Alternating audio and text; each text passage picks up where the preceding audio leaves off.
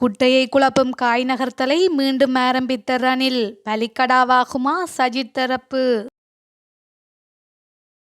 விபரீத முடிவை எடுத்த இளம்பெண், இலங்கையில் பெரும் சோகம். பிரதமர் மோடியின் கண்களில் பயம் தெரிந்தது. தகுதி நீக்கம் தொடர்பாக ராகுல் காந்தி பேட்டி.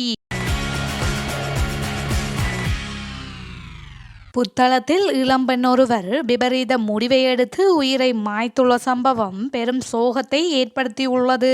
பட்டுலுவோய பிரதேசத்தைச் சேர்ந்த இளம் வைத்தியர் ஒருவரே இவ்வாறு ரயிலில் மோதுண்டு உயிரை மாய்த்துள்ளதாக தெரிய வருகின்றது.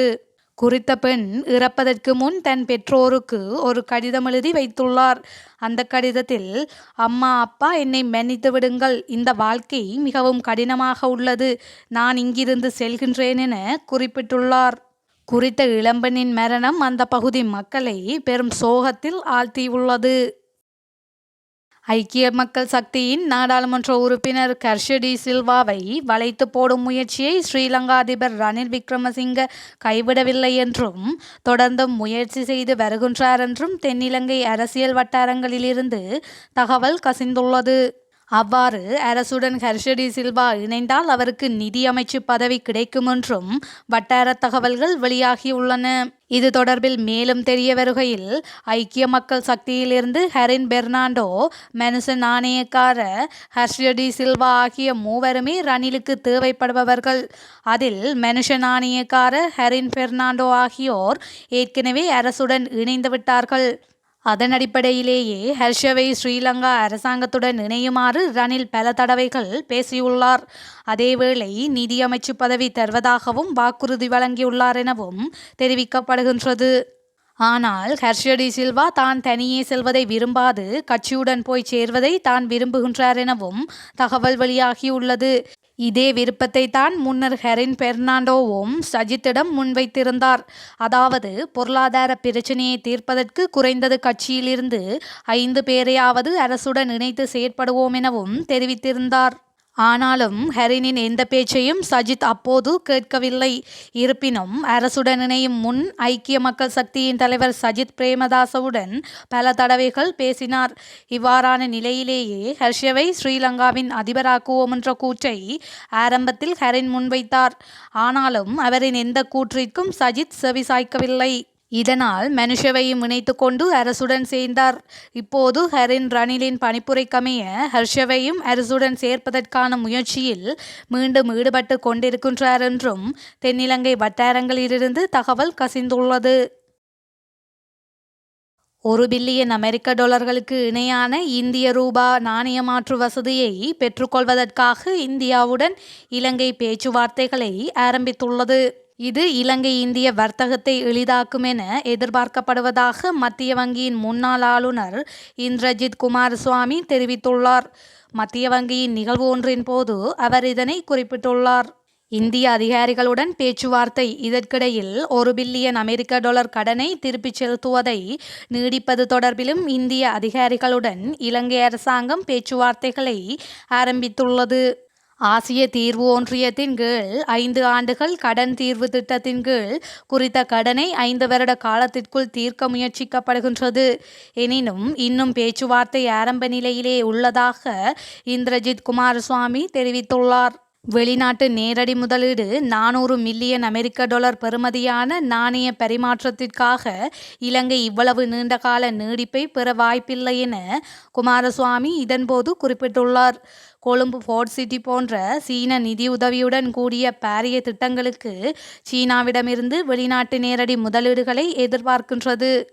இதேவேளை இலங்கையின் பொருளாதார மீட்சிக்கு இந்தியா மற்றும் சீனா ஆகிய இரு நாடுகளுடனான உறவுகள் முக்கியமானதாக இருக்கும் என அவர் வலியுறுத்தியுள்ளார்.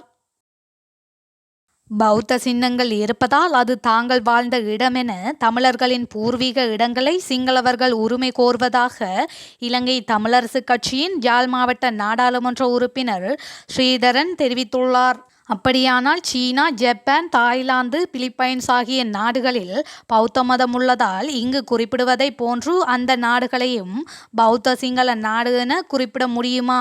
அல்லது பௌத்த சிங்களவர்கள் அந்த நாடுகளுக்கு உரிமை கோர முடியுமா என கேள்வி எழுப்பியுள்ளார். அத்துடன் தமிழ் பௌத்தர்களே இலங்கையில் வாழ்ந்த வரலாறு இருப்பதை சிங்களவர்கள் முதலில் புரிந்து கொள்ள வேண்டும் எனவும் குறிப்பிட்டுள்ளார். நாடாளுமன்றத்தில் அதானி விவகாரம் குறித்து பேசக்கூடாது என்பதற்காகவே தன்னை தகுதி நீக்கம் செய்து இருப்பதாகவும் இதுபோன்ற செயல்களை கண்டு ஒருபோதும் அஞ்ச மாட்டேன் என்றும் ராகுல் காந்தி திட்டவட்டமாக தெரிவித்துள்ளார். மக்களவை உறுப்பினர் பதவியிலிருந்து முதன்முறையாக தகுதி நீக்கம் செய்யப்பட்ட பிறகு முதன்முறையாக செய்தியாளர்களை சந்தித்து ராகுல் காந்தி பேசியதாவது: இந்தியாவில் ஜனநாயகம் தாக்குதலுக்கு உள்ளாகியுள்ளது. நாடாளுமன்றத்தில் எந்த ஒரு உறுப்பினராலும் அரசுக்கு எதிராக குற்றச்சாட்டுக்களை கூற முடியவில்லை. நான் ஒரே ஒரு கேள்விதான் எழுப்பினேன்.